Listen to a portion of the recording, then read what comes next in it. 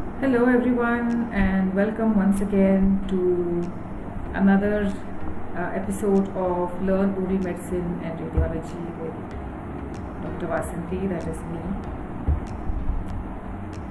Today, we're going to talk about diagnosis, and we've already finished case history, we finished examination of the patient. So, today, we're going to talk about diagnosis for a dental student. So, what is diagnosis all about? Before we get there, here's my bio in case you didn't see the previous presentations. I'm Dr. Vasanthi, a specialist in oral medicine and radiology, and you'll find the rest of my credentials here on this slide. I'm not going to go into details right now. So, dentistry is a beautiful union of artistry and science, and therefore, it's a great pride, I tell you this, that in the bachelor's degree itself, you are a specialist. You are able to perform so many procedures, unlike most other health professions. You are highly skilled by the time you graduate, and take a bow, take a pat on your back. You've done a great job choosing dentistry for a career, and I'm sure you're going to make wonders once you graduate. So, what's the definition of diagnosis? Now, diagnosis is the art or act of identifying a disease from its signs and symptoms. It is also a decision that is reached by diagnosis, by examination and taking case history. It is the investigation or analysis of the cause or nature of a condition, situation, or a problem. You can use it in the context of something outside of healthcare also, like diagnosis of engine trouble. Your car failed, so what's the diagnosis? Oh, I think one of this part or that part. I'm not an expert in mechanics, so I really can't tell you much here. Well, anyway, so that is that. Diagnosis is also a statement or a conclusion from such an analysis. What is the importance of correct diagnosis? Well, that can never be understated. It is very, very important to arrive at the right diagnosis, or at least make an attempt, or put in all your efforts to ensure that you make the right diagnosis, because you need to be able to identify the root cause of a problem and not just treat the symptoms. You have to be able to deliver the right treatment, so that is the reason we need to make a correct diagnosis. And we need to avoid any trouble to the patient or to yourself.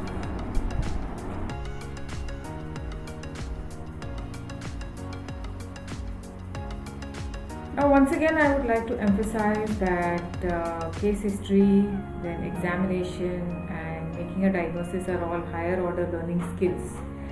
So, once you have had your fundamental basic sciences in place, I hope you studied them well, because you're going to need it to demonstrate higher order learning, where your analytical, evaluative, and application based learning skills will be put to test.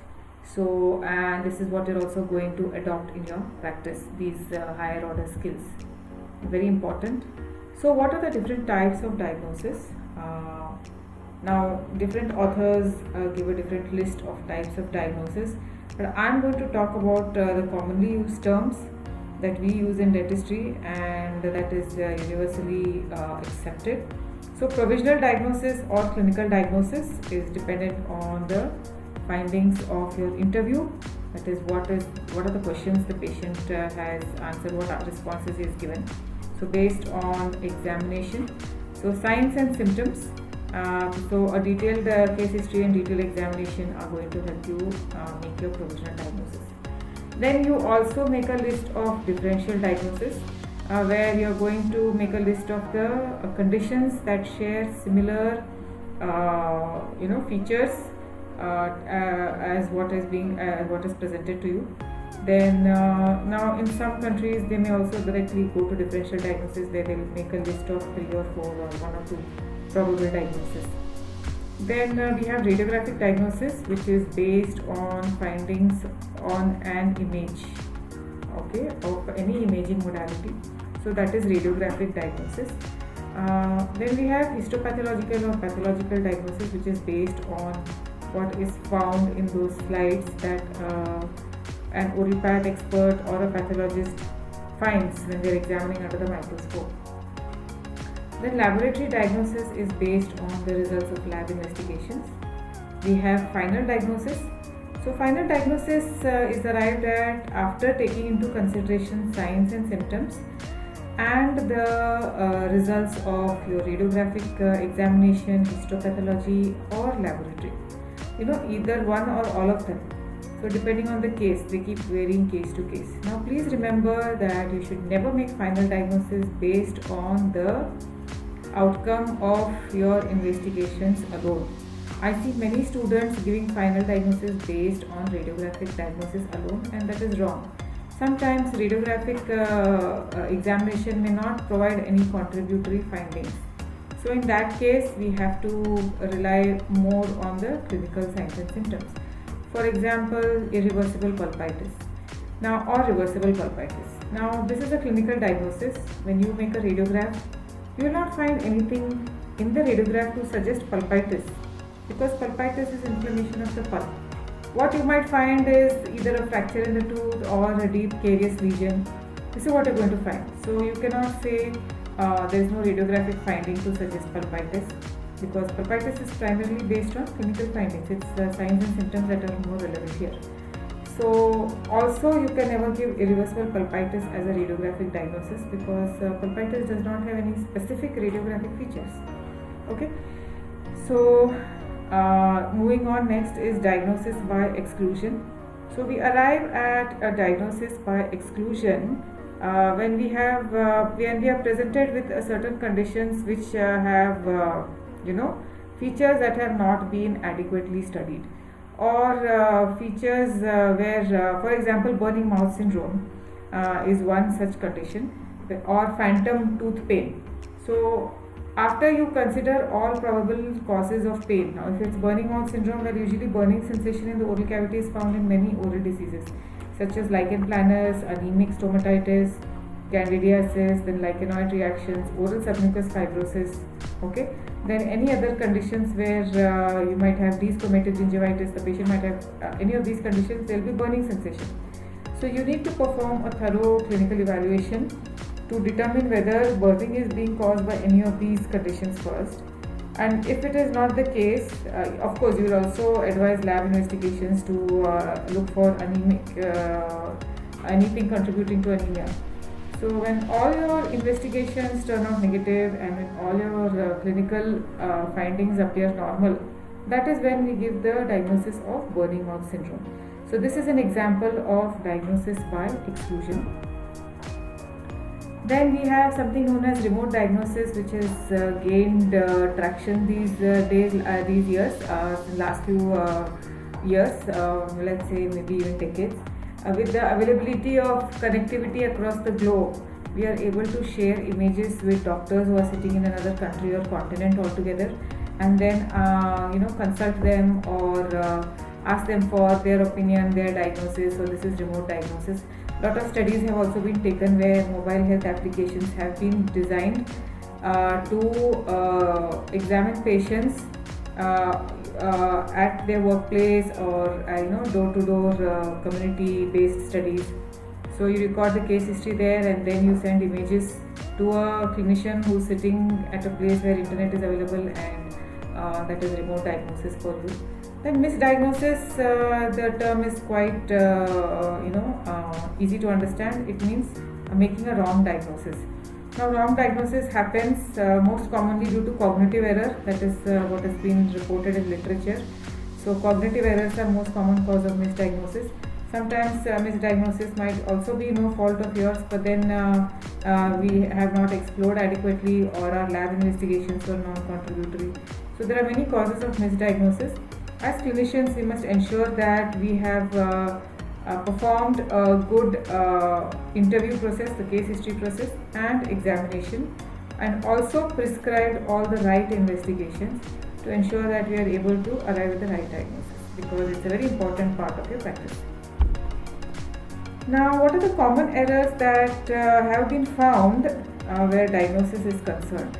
The reason for misdiagnosis is incomplete history, incomplete examination, prescribing wrong investigations, or not prescribing investigations, and final diagnosis based on only signs or symptoms or investigations alone.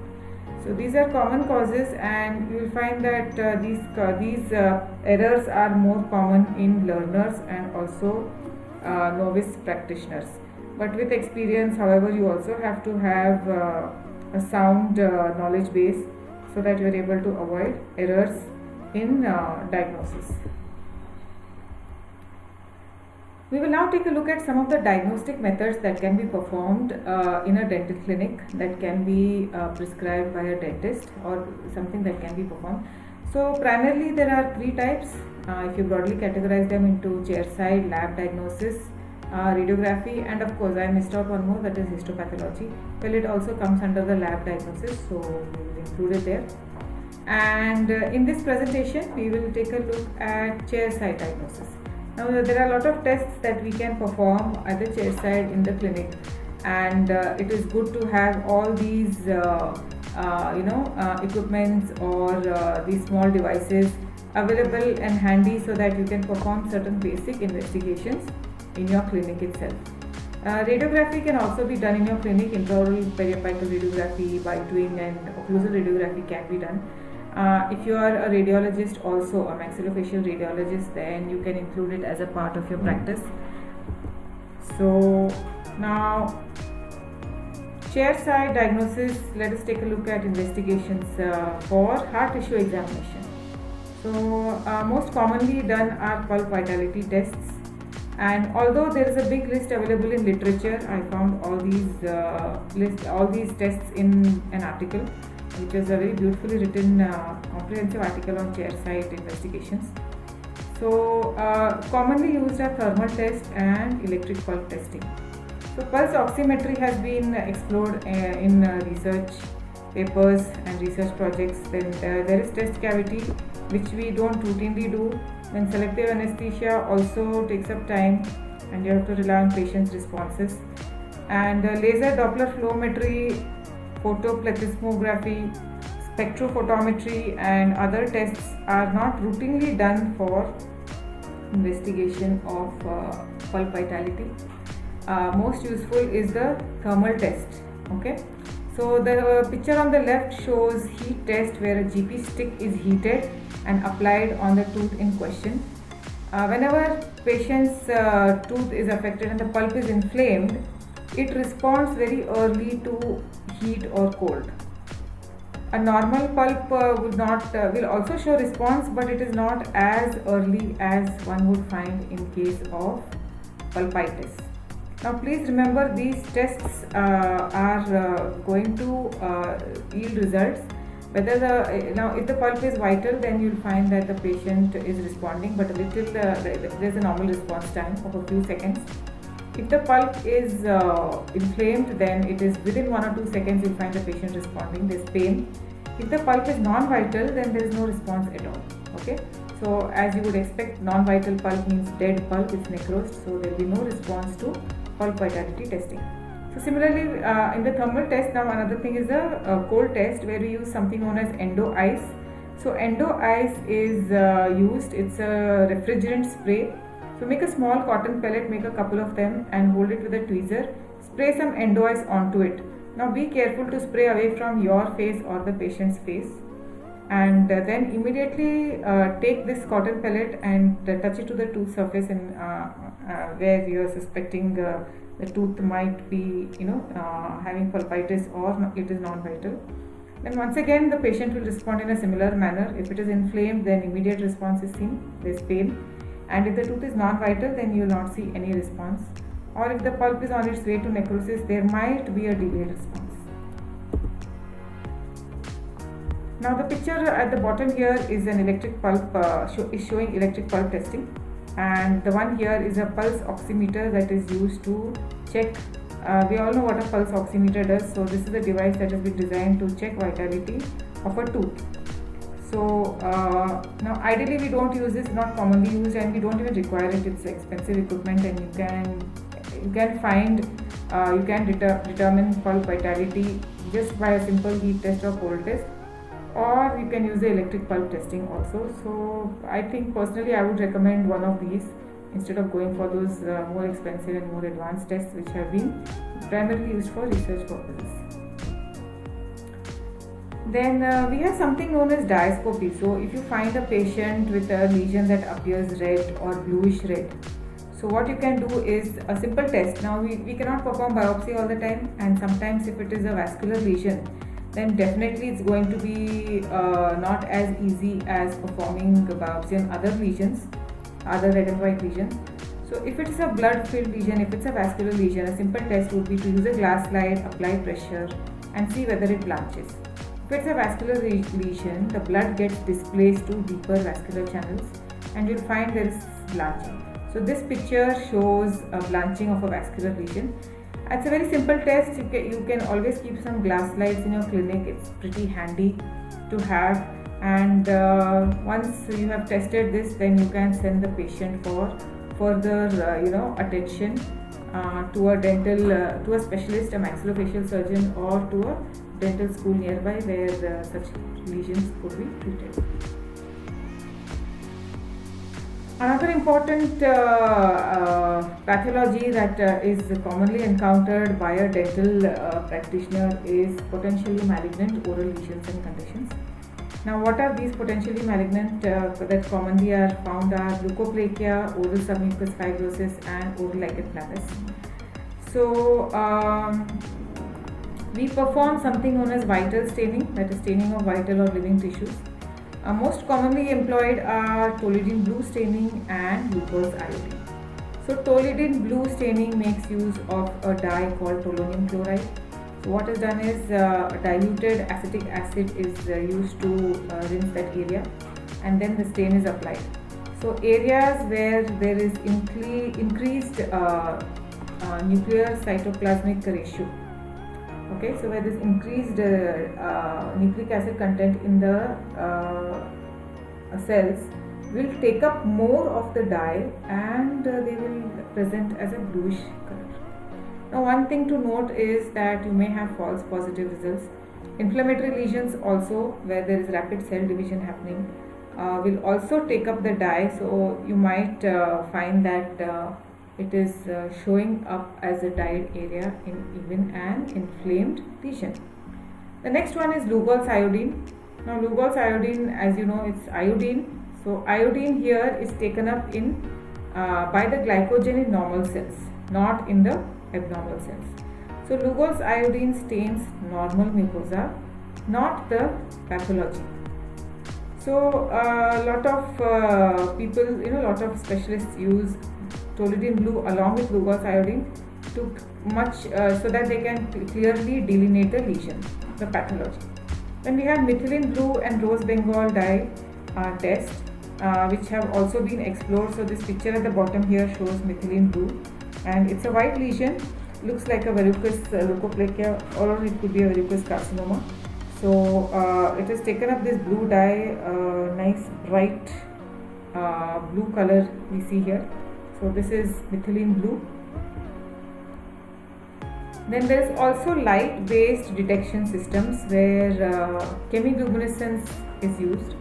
So chemiluminescence means you've all heard of Visilight, where a patient is asked to rinse the mouth with dilute acetic acid. So this takes away any debris or any loose cells that may be lying on the mucosa.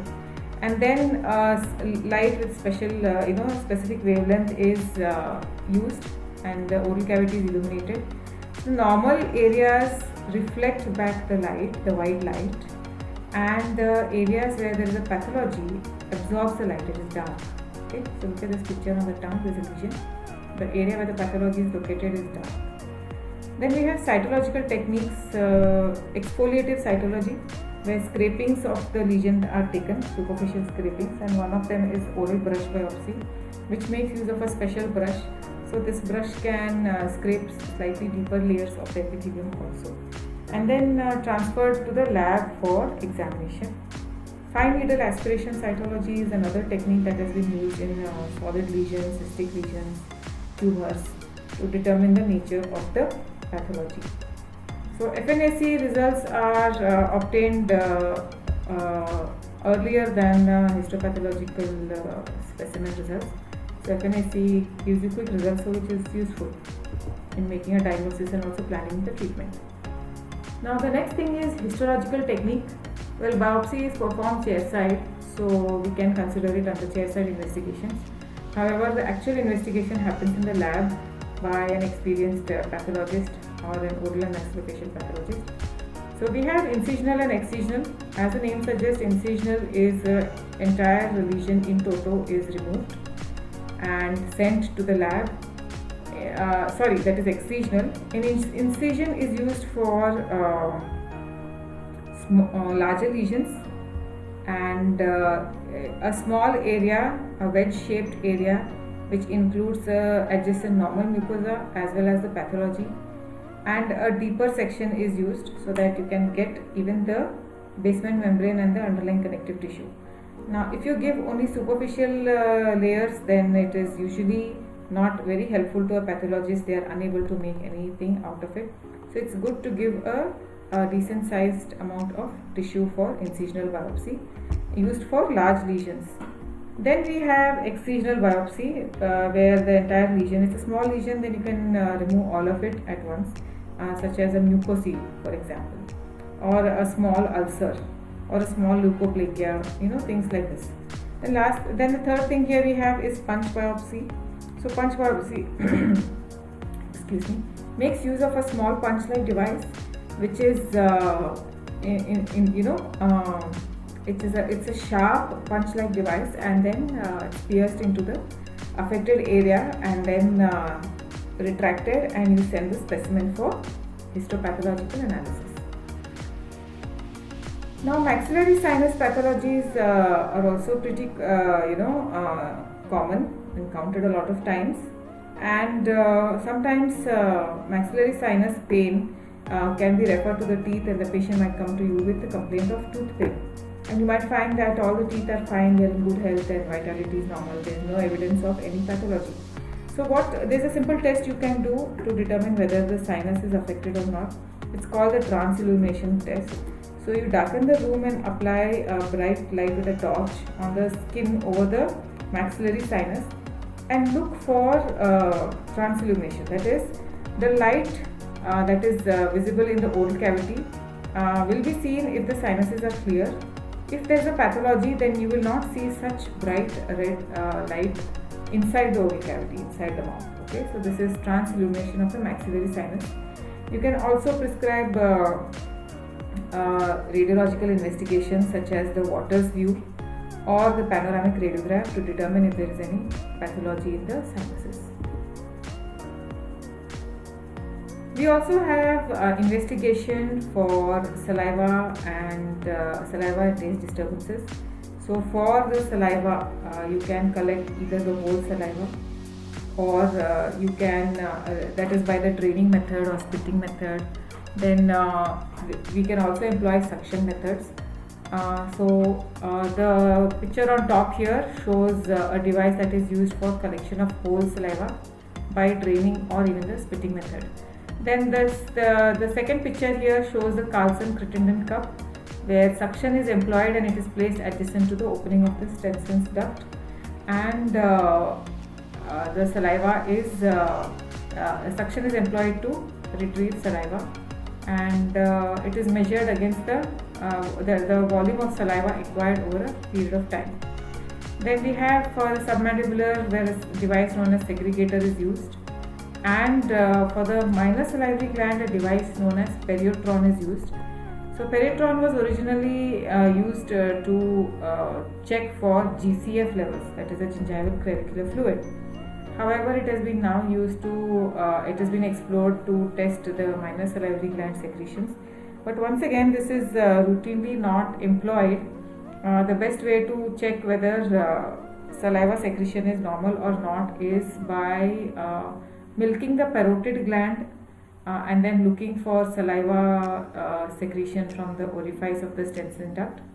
For the submandibular and sublingual, you can check for pooling of saliva in the floor of the mouth.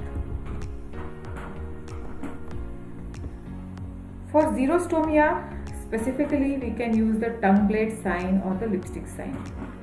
If you don't have tongue blades available, then you can use a mouth mirror also. So what is done is a tongue blade or a mouth mirror, okay, is applied against the buccal mucosa, and you try to lift it. If the mucosa is sufficiently moist, then it can be lifted off easily. But if there is reduction in salivary secretion, then the tongue blade or the mouth mirror sticks to the buccal mucosa. Another sign is the lipstick sign. So what happens is when women wear lipstick, and if there is xerostomia, then some of the cells might shed off and get stuck to the upper incisors or the lower incisors, and it remains stuck there if the patient has xerostomia because it's not getting flushed by the saliva. Taste disorders are also encountered in the clinic, where patients might report that they're not feeling taste sensation, or they're not able to taste their food. And if you want to find out whether there's actually a taste disturbance or not, there's something known as electrogustrometry, which employs electric current. So when current is applied, there's a metallic sensation. So if nerve supply is normal, then patient will respond with positively. If there's something wrong with the nerve supply, then patients might not be able to feel the sensation of the current. So that is about neurological changes. Then another thing is the whole mouth test and sip and spit method. So known concentrations of different flavors are employed. So sweet, something for sweet, for salt, for bitter, and pungent foods, and even coffee is employed. So a known concentration is employed, and the patient is asked to sip it and then tell whether he or she is able to perceive the taste and then spit it out. So this is whole mouth test, sip and spit method. Halitosis is also a common complaint that many patients report of, and again there are many different tests that have been explored in literature through research and have been reported.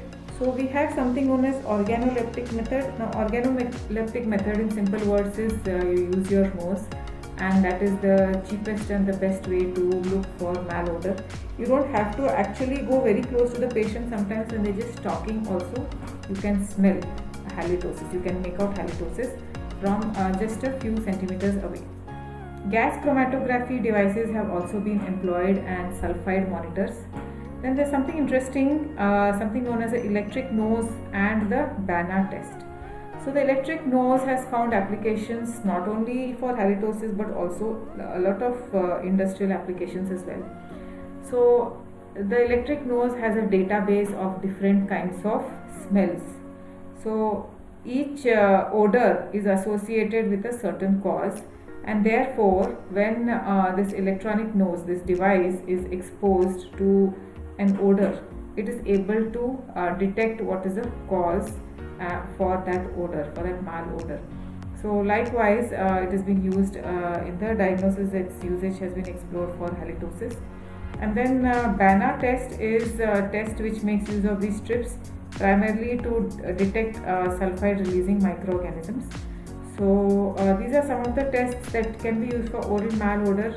But then I personally feel that the organoleptic method is the best method, and unless you have some issues with your own sense of smell, I don't think you would need to go for any other expensive equipment. But then it's a personal choice. If you feel necessary to have additional equipment, then you can go ahead and own one device.